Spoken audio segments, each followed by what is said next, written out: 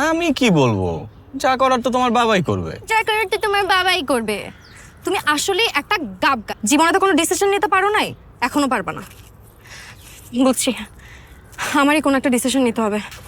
এই চলো আমরা বিয়ে করে ফেলি। এই তুই কি করতেছিস? ওই যে চায়না পড়তে যাচ্ছি তো, বাসা খুঁজতেছি। কি? আপনি চায়না পড়তে যাচ্ছেন? এই তো আগামী মাসেই যাবো। ও, তো কবে ফিরবেন? 2-3 বছরের আগে তো আসতে পারবো না, টিকেটের যে দাম। তাহলে 2-3 বছর আমার বাবা আমাকে বাসায় বসিয়ে রাখবে বিয়ের জন্য।